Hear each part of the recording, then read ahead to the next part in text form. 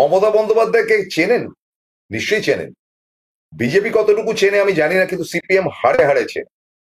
এখন তো সিপিএম এবং বিজেপির প্রেম মানে একেবারে রাধাকৃষ্ণের মতন কাহিনীতে দাঁড়িয়েছে, এবং সেটা এমন অদ্ভুত যে শেষ পর্যন্ত মিলন হয়তো হবে না, যা কিন্তু পুরাণের ছিল।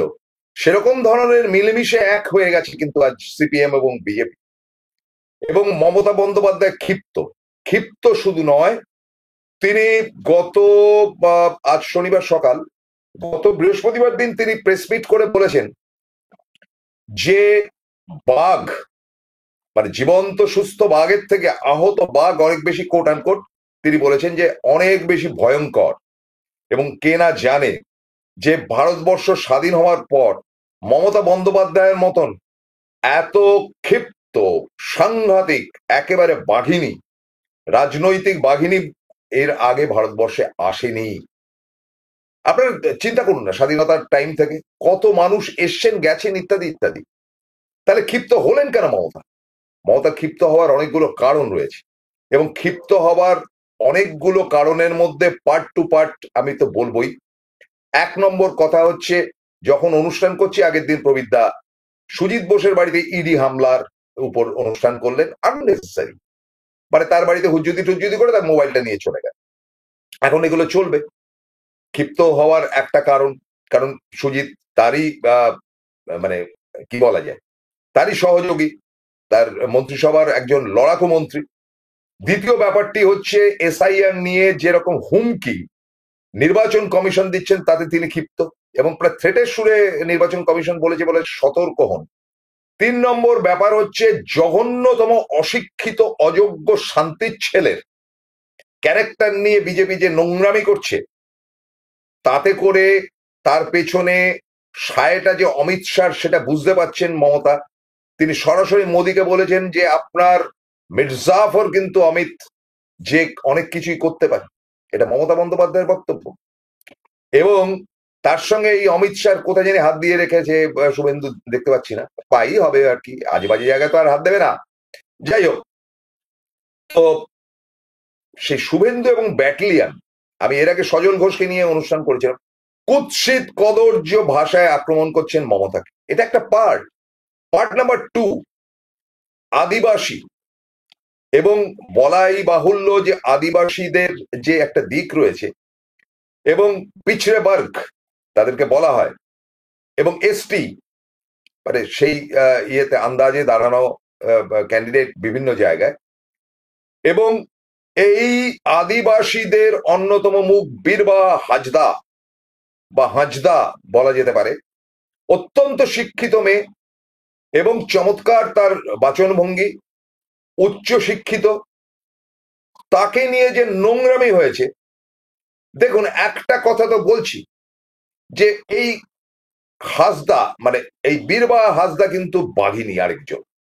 দুটো পার্টে বলবো, তো দুটো পার্টে বলবো। আমার কথার মধ্যে যদি আজকে খারাপ কথা বেরিয়ে আসে, মার্জনা করবেন। নিজের চরিত্র ঠিক রাখতে পারছি না এই কারণে যে নোংরামি চূড়ান্ত হয়েছে। আমি কেন সহ্য করবো? ভদ্রলোকের ছেলে, আমার বাবা আর্ম ফোর্সে ছিলেন, দেশের হয়ে লড়াই করেছেন। আমার নিজের পিসেমশাই ছোট পিসি নিচে আছেন, আমার পিতৃ সমদ, এবং এই ছোট পিসির কাছে আমি মানুষ আজ অব্দি। তিনি প্রাণ দিয়েছেন 1971-এ। কতগুলো শান্তির ছেলে যারা হিন্দুত্ববাদের কথা বলে আর দেশ প্রেমের কথা বলে, তাদের কাছে মাথা নত করার বান্দা প্রসূনগুপ্ত নয়। এবং নয় বলেই আজকের অনুষ্ঠানটা হচ্ছে ক্ষিপ্ত বাঘিনী। আমি বাঘ নই, কিন্তু বাঘিনীকে সম্পূর্ণভাবে সমর্থন করব আজকের অনুষ্ঠান থেকে প্রসূনের পাঞ্চে।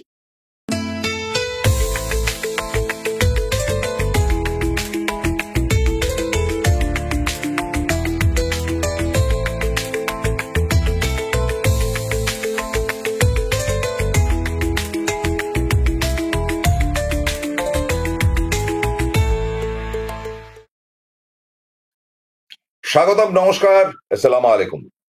শুরু করছি আজকের অনুষ্ঠান ক্ষিপ্ত বাঘিনী। ক্ষিপ্ত বাঘিনী আর কেউ নন, মমতা বন্দ্যোপাধ্যায়। এবং আমি আপনাদেরকে ঠান্ডা মাথায় চিন্তা করতে বলছি যে ভারতবর্ষের রাজনীতিতে একেবারে 1947 15th অগাস্টের পর থেকে বহু রাজনীতিবিদ এসছেন, বিভিন্ন স্টেটে এসছেন, জওহরলাল নেহরু, ইন্দিরা গান্ধী থেকে শুরু করে। কিন্তু মমতা বন্দ্যোপাধ্যায়ের মতন এত ব্যতিক্রমী চরিত্র, অত্যন্ত দরিদ্র পরিবার থেকে উঠে আসা এবং লড়াকু, এবং তিনি পারেন না এমন কাজ নেই। আমি আবারও বলছি যে আমার অনেক শ্রদ্ধার লড়াকু নেতাকে আমি দেখেছি। বরকত দা, মানে আবু বরকত গনি খান চৌধুরীকে দেখেছি, বরকত দাকে, লড়াকু নেতা ছিলেন। আমি সিপিএম এর মধ্যে সুভাষ চক্রবর্তীকে দেখেছি, লড়াকু নেতাকে ছিলেন, লড়াই করতে জানতেন। আমি বিজেপির মধ্যে দিলীপ ঘোষের মতন নেতাকে দেখেছি, লড়াই করতে জানেন। এদের প্রত্যেককে রেসপেক্ট করি, প্রত্যেকের সঙ্গে আহ মানে এদের অনেকের সঙ্গে আমার অত্যন্ত খাতির ইয়ে ছিল। মানে বরকতদার সঙ্গে আমি কথা বলেছি, আমার সৌভাগ্য সেটা। কিন্তু মমতা বন্দ্যোপাধ্যায়ের ধারে কাছে এরা কেউ নন।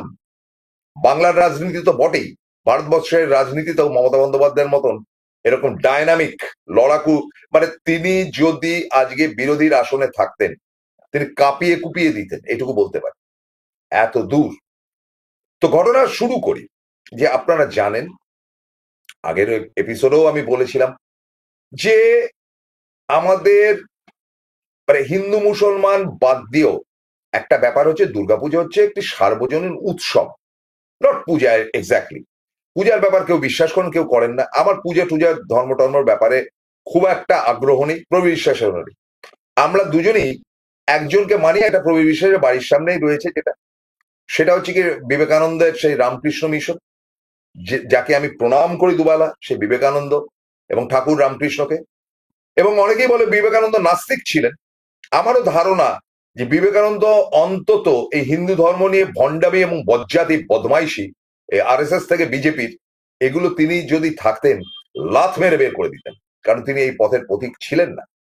নেতাজি সুভাষচন্দ্র বোস, তিনিও কিন্তু ঈশ্বরে বিশ্বাসী ছিলেন, কিন্তু তিনি একেবারে সরাসরি এই স্বয়ংসেবক সংঘকে একেবারে দুমড়ে দিয়েছিলেন।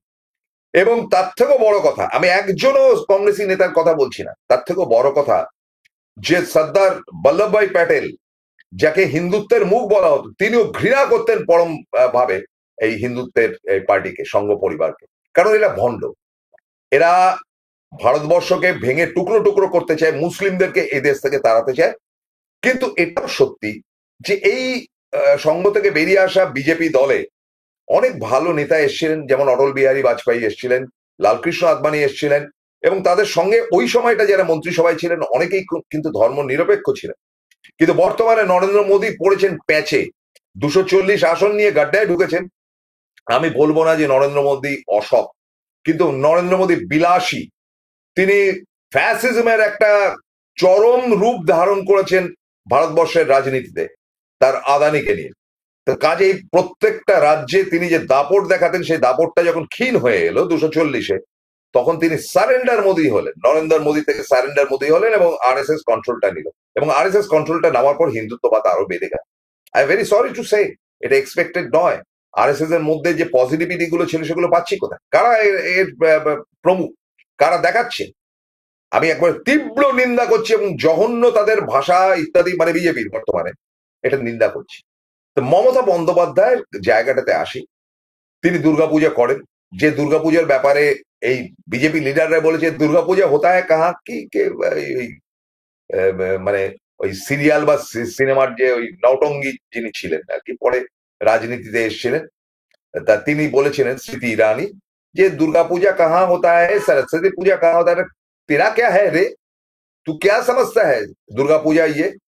তো দুর্গাপুজোটাকে মমতা বন্দ্যোপাধ্যায় একটা এমন কোটিং এর দাঁড় করিয়েছিলেন বা করে রেখেছেন এখনো পর্যন্ত, যেটাতে ব্যবসা বাণিজ্য করে গরিব যারা বিক্রেতা তারা দুটো টাকা পায়। তিনি বিভিন্ন পুজো কমিটিকে টাকা দিয়েছেন যাতে তারা খরচা করতে পায়। আজকে মোদী বলছেন যে জিএসটি কমিয়ে তিনি 5% এবং 18% করেছে। তো মমতা বহুদিন আগে করে রেখেছে পশ্চিমবঙ্গে এই দুর্গাপুজোকে কেন্দ্র করে, যাতে বিক্রি বাট্টা হয়। এবং সর্বোপরি মমতা বন্দ্যোপাধ্যায় এই ট্র্যাডিশনাল ব্যাপারে যেভাবে তিনি এগিয়েছেন এবং যেভাবে তিনি গরিব মানুষের পাশে দাঁড়িয়েছেন, তা জ্যোতিবাবুদের আমলে 34 বছরে কেউ দাঁড়ায়নি, তারা আবার চেষ্টাও করেনি, সেই যোগ্যতাও তাদের ছিল না।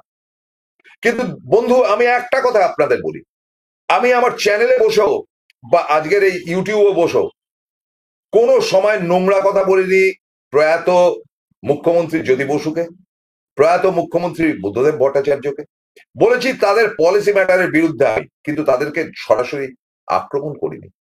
কিন্তু যেটা আজকে বিজেপি করছে, আপনাদের খোলা মনে বলি, বিজেপির একটা নেটওয়ার্ক রয়েছে, সারা ভারতে রয়েছে, এবং তারা মিথ্যা কথা বলে বেড়ায়। মানে এটা আরএসএস কন্ট্রোল করে বলে শুনেছি। আরএসএস উত্তর দিতে পারবে না, আই ডোন্ট কেয়ার দেম, কারণ আমি একটা আর্মি পরিবারের, আরএসএস ফারএসএস কে পাত্তা দিয়ে আমি চলি না। আমার কিছু লটকা করতে পারবে, এত বড় কথা বলে দিচ্ছি, এবং আমার দাপট অন্য কেউ দেখাতে পারবে বলে আমার মনে হয় না, মানে সংবাদ জগতে, কারণ এমন পরিবার আমি বিলং করি, মনে রাখবেন। তো এরা এই কারবার চালাচ্ছে যে এই হিন্দু ধর্ম মুসলমানদের আলাদা করো। আমি স্ট্রিক্টলি দ্য লাস্ট পার্সন যারা যিনি, মানে আমি ব্যক্তিগতভাবে মুসলিমদের পাশে কন্টিনিউয়াসলি থাকবো। আমার রক্তে রন্ধ্রে অনুতে পরমাণুতে রয়েছে যে এই দেশটা কারো বাপের সম্পত্তি না। এখানে হিন্দুর যতটা ক্ষমতা, একজন মুসলিমের ততটা ক্ষমতা, লড়াইটা করবো, যেটা মমতা বন্দ্যোপাধ্যায় শিখিয়ে দিয়ে গেছে। ক্ষিপ্ত বাঘিনী আজকে এমনি হননি। তো তিনি দুর্গাপুজোটাকে করে একটা কার্নিভাল করেন, সেটা তার প্রায়ার ম্যাটার, এবং এই কার্নিভালে উপস্থিত থাকেন বহু বিদেশি। এবারই এসেছিল জার্মান থেকে, আমি নিজে গিয়েছিলাম, জার্মান থেকে, ইটালি থেকে, ব্রিটেন থেকে, এবং আমেরিকান কনসুলেট থেকে। কনসুলেট তো নেই এখানে আমেরিকা, হ্যাঁ আমেরিকান কনসুলেট থেকে তারা এসে ছবি চক্কা তুলে নিয়ে গেছে, এবং তারা বলেছে যে ইটস আ মানে রিমার্কেবল মোশন, তারা বলে গেছে। তো যাই হোক, ঘটনা তা নয়। তো তখনই খবর এলো সেদিনকে হঠাৎ করেই যে উত্তরবঙ্গে ডুয়ার্স তরাই ভাসছে, কারণ প্রবল বৃষ্টি, এবং ইয়েতে সিকিম থেকে এবং ভুটান থেকে প্রবল বেগে সমস্ত ভেঙে চুরে পড়ছে। এটা তো মমতা বন্দ্যোপাধ্যায়ের কাজ নয়, এটা তো প্রাকৃতিক দুর্যোগ। তো একটা প্রোগ্রাম চলছে, সে প্রোগ্রামটাকে বন্ধ করতে তিনি পারেন না, কারণ এখানে উপস্থিত রয়েছে যারা, তারা সারা পশ্চিমবঙ্গের বিভিন্ন পুজো কমিটি, শুধু তাই নয় বিদেশিরা রয়েছে, তাদের সামনে সেটা তিনি দেখছেন। এবং আমি জানি, আমি A1 মানে ভিআইপি গ্যালারিতে বসেছিলাম, তিনি সঙ্গে সঙ্গে আমাদের কয়েকজন সাংবাদিককে ডেকে বললেন যে ব্যাপারটা তোমরা দেখো, ইমিডিয়েটলি ফোন করো, আমি কালকে যাচ্ছি।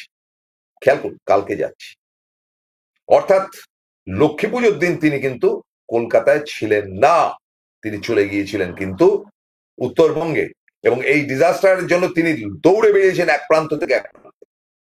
তো এটা তো গেল, ঠিক আছে, তিনি মুখ্যমন্ত্রী হিসেবে যে কর্তব্য করেছেন, যেটা আগেকার মুখ্যমন্ত্রীরা করেননি, তার সেটা মহানুভবতা, এবং চিরকাল তিনি তাই করে এসছেন। এবার মজাটা দেখুন, বিজেপি বলছে ওখানে নেচেছে, কেঁদেছে, হেসেছে, ইত্যাদি ইত্যাদি করে কদর্য ভাষায়। এবং এই যে একটা রাউডি গ্রুপ রয়েছে, তারা কেউ কিন্তু এক্স আরএসএস নন, এটা রয়েছে শুভেন্দু অধিকারীর নিজস্ব টিম, যেখানে Suvendu Adhikari is the leader. তার আন্ডারে রয়েছে যারা, তারা কুৎসিত কদর্য কথাবার্তা বলতে ভালোবাসেন, যার মধ্যে অন্যতম একজন সজল ঘোষ, যিনি আমাকে চরম অপমান করেছিলেন কিন্তু তৃতীয়ার দিন। সেটা আমি তো সময় মতো উসুল করবো, 2026-এর নির্বাচনটা যেতে দিন। আমি তো বললাম আমি আর্মি হাউসের লোক, আমি আলছাল সজলের পাড়ার গেড়ে গেদুর কারবারি নই। সে আমাকে চ্যালেঞ্জ করেছে, সে চ্যালেঞ্জের রিটার্নটা আমি দেবো। তবে আমি একই সাথে মনে করি সর্বভারতীয় তৃণমূল কংগ্রেসের সাধারণ সম্পাদক অভিষেক বন্দ্যোপাধ্যায় সরাসরি যেভাবে আমার পাশে এসে দাঁড়িয়েছেন, আমাকে উৎসাহ দিয়েছেন যে প্রসূনদা তুমি লড়ো, আমি তোমার সঙ্গে আছি, তোমার সঙ্গে আমি আছি, তোমার কোনো সমস্যা হলে আমি দেখব, তুমি লড়াই করো, এটা অভিষেক আমাকে বলেছেন। এবং অভিষেকের এই মানে ভালোবাসা আমি কল্পনা করতে পারি না। আপনারা ছবিটা দেখছেন পাশে, আমার পাশে দেখতে পাচ্ছেন আমার বাদিকে, অভিষেক আমাকে হাতে হাত ধরে বলেছেন আই এম উইথ ইউ, আমার চোখের খবর নিয়েছেন, বলেছেন যে আমি তোমার ট্রিটমেন্ট করব, তোমার বয়স হয়ে গেছে, তুমি লড়াই করো, আমি তোমার সঙ্গে আছি, কে কি করে আমি দেখে নেব। আমি চিরকৃতজ্ঞ অভিষেকের উপর, আমি ভালোবাসি তাকে, আমি লড়াইটা লড়তে নেমেছি, লড়াইটা আরো উগ্র আমি হয়েছি এই সজল ঘোষের ইত্রামির ফলে। সজল ঘোষ আমাকে শুধু নয়, এই যে এবিপি আনন্দ থেকে বিভিন্ন চ্যানেলে তিনি বসে যে ভাষায় কথা বলে যেভাবে আক্রমণ করছেন মমতা বন্দ্যোপাধ্যায়কে, তার নগ্ন নিম্ন রুচির, তার পার্টি কিছু বলছে না, মানে গতকাল অব্দি কিছু বলেনি, তাকে অ্যালাউ করছে। কারণ একটা গ্রুপ রয়েছে যারা, যাদের নাম হচ্ছে ছোট লোক গ্রুপ, আরেকটা গ্রুপ রয়েছে যারা একটা মানে মুখোশ পড়া ভদ্রলোক গ্রুপ, এই হচ্ছে ব্যাপার।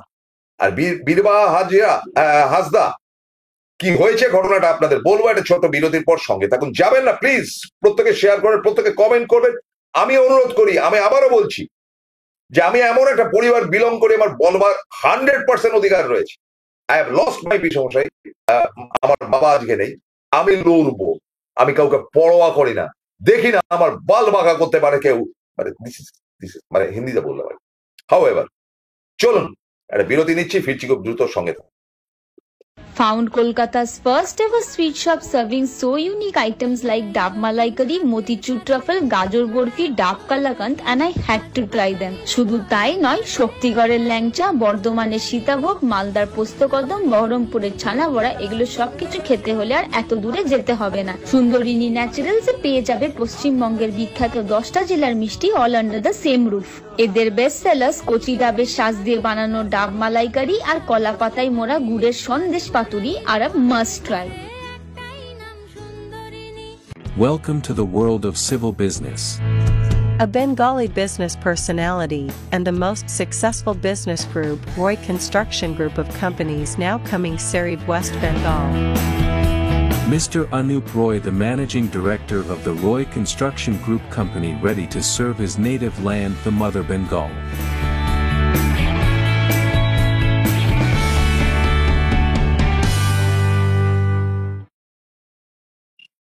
ফিরে এলাম বিরতির পর। আচ্ছা, আপনারা বলুন তো, বিচার করুন আপনারা, যে যে দুজন ওই মাদারিহাট বা এতে উত্তরবঙ্গে গিয়েছিলেন, তারা দুজনে এক্স সিপিএম, মানে কট্টর সিপিএম, এবং তারা এত গুন্ডা টাইপের সিপিএম করেছে তারা, যে তাদের অত্যাচারে শিলিগুড়ি থেকে শুরু করে ওই ওই জায়গায় খগেন মুর্মু এবং কি ঘোষ, আবাল ঘোষ বলে ভুলে যাচ্ছি নামটা, এই যে এই ইনি শঙ্কর ঘোষ। আচ্ছা, সব কটা টিভি চ্যানেল তুলেছে এবং শঙ্কর ঘোষরা নিজেরা ভিডিও করেছে, তারা সেখানে ছবি তুলতে গিয়েছিল, তারপরে নাকি গন্ডগোল হয়েছে, তাদেরকে প্রচন্ড মারা হচ্ছে। আপনারা বলুন তো, একটি টিভি চ্যানেলও দেখিয়েছে যে শঙ্কর ঘোষকে পেটানো হয়েছে, তার হাত ভাঙা হয়েছে? একটি, ওই যে দেখুন শেষ মুহূর্তে একটা জুতোর টোকা লাগলো এবং কাঁচ ফাঁচ ফাটিয়ে দিয়ে, এটা ঠিক ঠিক। আপনারা বলুন তো বিচার করে, একটা ছবি কেউ দেখাতে পারবে? এই যে শান্তির ছেলেরা, হ্যাঁ, এই যে নেংটি চাটা মালরা, এরা যে এত লম্পঝম্প করছে, একটা ছবি দেখাতে পারবে যে খগেন মুর্মুকে পেটানো হয়েছে, যে তার গাল ফেটে গেছে? একটা ছবি? I am challenging. তার গাড়ির দরজায় গালটা ফেটেছে, তাকে যদি পিটিয়ে মারা হতো, সমস্ত তো মিডিয়া রেডি ছিল, সমস্ত মিডিয়া তাদের গাড়িতে উঠতে দেখেছে, তখনও পর্যন্ত তারা রক্তাক্ত না, হঠাৎ করে তার বাঁ হাতটা ভেঙে গেল, না ডান হাতটা ভেঙে গেল, যেখানে তাদের সেই মার্কসের না কার একটা ছবি ছিল। ও ঠিক আছে, বুঝতে পেরেছি, সেটা হচ্ছে কি শঙ্কর ঘোষের হাতে। শঙ্কর ঘোষের বাঁ হাতটা চোট পেয়েছেন, তিনি বাঁ হাতটা পরিষ্কার করলেন, ডান হাতে তার তিনি প্লাস্টার বেঁধে বসে রইলেন। চে গুয়েভারার ছবি যেই হাতে লাগলো বাঁ হাতে, আর প্লাস্টার হলো ডান হাতে। নাটক করা যাক, এসব নাটকগুলো সিপিএম থেকে শিখেছে। বজ্জাদের গুরু তো এরা সব, সিপিএম এ যেগুলো ছিল আমাদের উপর কম অত্যাচার করেনি দাদা। তো এরা এখন বিজেপি হয়েছে, বিজেপি এখন দেখছে যে সিপিএম ছাড়া উপায় নেই। খগেন মুর্মুকে দেখতে প্রথম যিনি গিয়েছিলেন তিনি হচ্ছেন মমতা বন্দ্যোপাধ্যায়, শেষ যিনি গিয়েছিলেন তিনি হচ্ছেন কেন্দ্রের ওই চীনা মায়ানমার মন্ত্রী, কি জানি নাম, তিনি গিয়েছিলেন, কারোর কোনো উৎসাহ নেই। আর নরেন্দ্র মোদী বোধহয় কিছু লিখেছেন।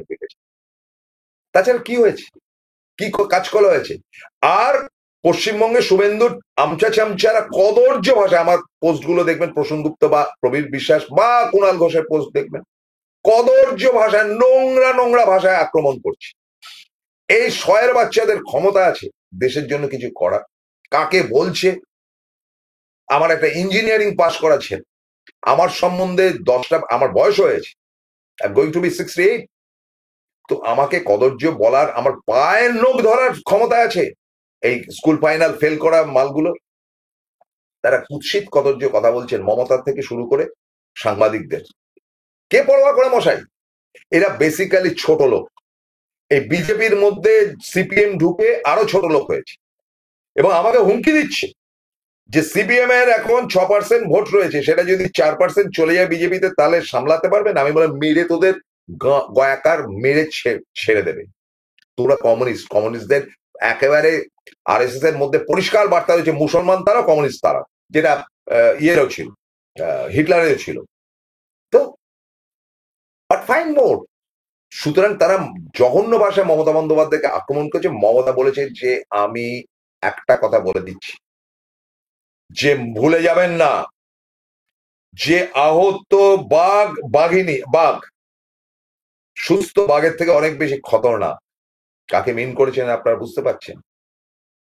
তিনি যদি ফিল্ডে নামেন, অলরেডি নেমেছেন, আমি যখন কথা বলছি তিনি ফের নর্থ বেঙ্গলের দিকে, তিনি দৌড়ে বেড়াচ্ছেন, লোকেকে সাহায্য করছেন। কোথায় তার গায়ে তো টোকা লাগছে না। শ্রমিক ভট্টাচার্য গিয়েছিলেন, তার গায়ে তো টোকা লাগেনি। সুকান্ত গেছেন, তার গায়ে তো টোকা লাগেনি। সুকান্ত টাকা তুলছেন, সুকান্ত মজুমদার কয়েক লক্ষ কোটি টাকার মালিক যে বিজেপি, তাকে রাস্তায় দাঁড়িয়ে সুকান্ত মজুমদারকে এখন টাকা তুলতে হচ্ছে, চাঁদা তুলতে হচ্ছে বিমান বোসের মতো।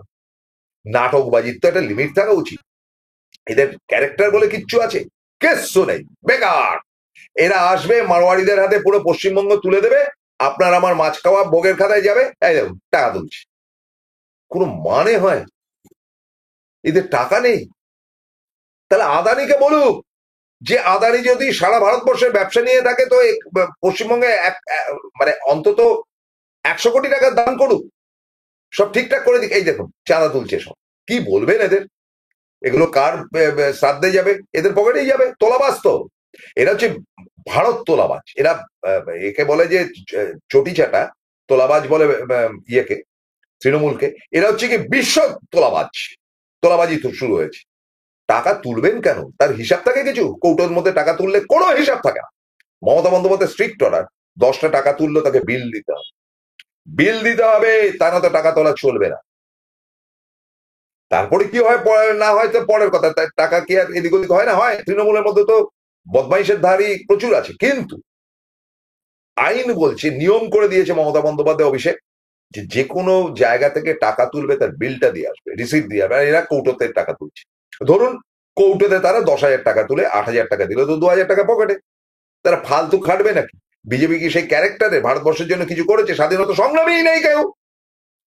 এরা তো গাদ্দার। তো এবার বীরবাহার ব্যাপারে আসি। তো যাই হোক, এই ঘটনাটা যখন ঘটলো এই দুজনের, শঙ্কর ঘোষ আর মুর্মুর, তার পরের দিনে আগরতলায় তৃণমূল ভবনটা ভেঙে চৌচির করে দেওয়া। মমতা বন্দ্যোপাধ্যায়ের আদেশে অভিষেক পাঠালেন কুণাল ঘোষ সহ বীরবাহা হাজরা ইত্যাদিদের। বীরবাহার সেদিনকে জন্মদিন ছিল। বেচারা মানে দক্ষিণ অঞ্চলের, পশ্চিমবঙ্গের দক্ষিণ অঞ্চলের মেয়ে, উচ্চ শিক্ষিত এবং পরিষ্কার বাংলা বলে, ওই সাঁওতাল বা এই ধরনের আদিবাসী। তো তার সেদিনকে জন্মদিন ছিল। সকালবেলা 4:30 5টার মধ্যে তাকে এয়ারপোর্টের দিকে রওনা দিতে হয়েছে, কারণ 6টা না 6:30 না 7টায় ফ্লাইট ছিল। বেচারা সকালবেলা কিছু খাওয়া হয়নি, আর সেদিনকে তার জন্ম। সে একটা কেক কিনেছে, মশাই 40 টাকা না 50 টাকার একটা কেক কিনেছে। কৌটো কেক আছে না আপনার, আমি বা আপনি যেটা খান, সেটা রাস্তার ধারে একটা কেক কিনেছে। কিনে প্রত্যেককে চামচে করে করে খাইয়ে দিয়েছে। তাতে করে তাকে যে নগ্ন ভাষায়, এই আদিবাসী মহিলাকে যে নগ্ন ভাষায় বিজেপি আক্রমণ করেছে, তার বদলা দেবেন না? উত্তর দেবেন না? তাকে বলেছে নাটক হচ্ছে, বার্থডে সেলিব্রেশন হচ্ছে, ফুর্তি করছে নাকি? চিন্তা করুন, এই মেয়েটি MA পাস, শিক্ষিতা, মানে ডক্টরেট করছে, তাকে বলছে সে নাকি ফুর্তি করছে। ফুর্তি করতে গিয়েছে আগরতলায়, আর এয়ারপোর্টে সে বেচারা ওই 40 টাকার কেকটা কেটে কেটে প্রত্যেকে 1 চামচ করে খাইয়ে দিয়েছে। কি অন্যায় করেছে? আমার আপনার জন্মদিন হয় না? নরেন্দ্র মোদীর জন্মদিন গেল 17 তারিখ থেকে 24 তারিখ অব্দি কয়েক লক্ষ কোটি টাকা খরচা হলো ভারতবর্ষের বুকে। আর কয়েক লক্ষ কোটি টাকার 40 কোটি টাকার একটা কেক সে কেটে কেটে সবাইকে খাইয়েছে। সবাই হ্যাপি বার্থডে বলেছে এয়ারপোর্টে। হতেই পারে, আমার আপনার বাড়িতে হয়। তাহলে এই শয়ের বাচ্চাগুলোকে কি বলবেন? কি বলবেন এই শান্তির ছেলেগুলোকে? এরা পারফেক্ট শান্তির ছেলে এবং নেংটি চাটা। এদের বদলা নিতে হবে। বদলা মানে মান নয়, ধন নয়, কিছু নয়। এদের উত্তরটা উত্তরের মাধ্যমেই দিতে হবে। এবং আজ থেকে আমি ভোটের প্রচার শুরু করলাম, যে আর যাই করুন, আপনি যদি মনে হয় CPM কে ভোট দেবেন দিন, আপনি যদি মনে হয় কংগ্রেসকে ভোট দেবেন দিন, তৃণমূলকে দিতে হবে না। আপনার যদি মনে হয় ইসাবকে ভোট দেবেন দিন, বাট নো বিজেপি। আপনি মারোয়াড়ি আর হিন্দুস্তানিদের আন্ডারে যাবেন। আসামে গিয়ে খবর নিয়ে দেখুন, বাঙালিদের কুকুর ছাগল বানিয়ে রেখে দিয়েছে। ভাবুন ভাবুন ভাবুন, উত্তরবঙ্গের মানুষ ভাবুন, শুধু প্রবীর বিশ্বাসের চ্যানেল নিয়ে লাফালাফি করলে হবে না, ভাবুন আপনাদের ভেঙে দুটুকরো করে দেবে, তখন আর ওই সুখের খাওয়া সুখের জায়গা থাকবে না। ভাবতে হবে যে যারা আসছে তাদেরকে আপনারা তো ভোট দিয়েছেন বলে, মানে আসছে মানে প্রচারে আসছে, যারা আসছে প্রচারে তাদেরকে চেপে ধরে বলুন এতগুলো এমএলএ রয়েছে, এক পয়সার কাজ করেনি কেন উত্তরবঙ্গে ভেঙে যাওয়ার পর? কোথা থেকে শঙ্কর ঘোষ আর খগেন মুর্মুকে আসতে হচ্ছে কেন এক্স সিপিএম দের? ওখানকার লোকাল এমএলএ এমপিরা কি করছে? কিচ্ছু করছে না, এরা কোনোদিন কিছু করেনি, কোনো কাজ করেনি, কোনো কিছু করছে না।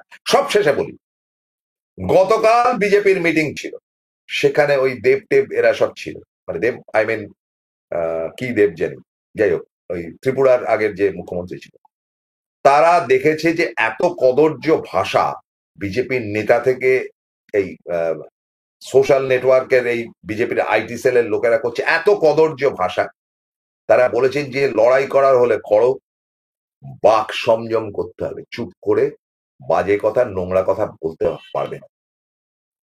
তারা বুঝতে পেরেছে যে এরা নোংরামি করছে, নোংরামি করছে। শুভেন্দুর আন্ডারে থাকা যত মানে ওই সোকল ইউটিউবার এবং তার আন্ডারে থাকা তৃণমূল বা সিপিএম থেকে ভেগে আসা সয়ল ঘোষ সহ আদার্সরা যারা কদর্য ভাষায় মুখ্যমন্ত্রী সহ বাকিদের বলছি যে এই প্রধানমন্ত্রী এসে দিদি ও দিদি করেছিল বল ভোগের খাতায় গেছে, তোমরা তো এখনই ভোগের খাতায় পাঠিয়ে দিয়েছো, এখনই ভোগের খাতায় পাঠিয়ে দিন। এগুলো এগুলো মানুষ না, এদের কোন চুলোতে জন্ম হয়েছে আমি জানি না। আবারও আমি বলছি কিচ্ছু করতে পারবেন না। আমি আমার একটা ফ্যামিলি বিলং করছি না, বিপদে পড়বেন। সুতরাং নো চোঙাই পোঙাই, just watch Prasun Gupta with the punch. Good night.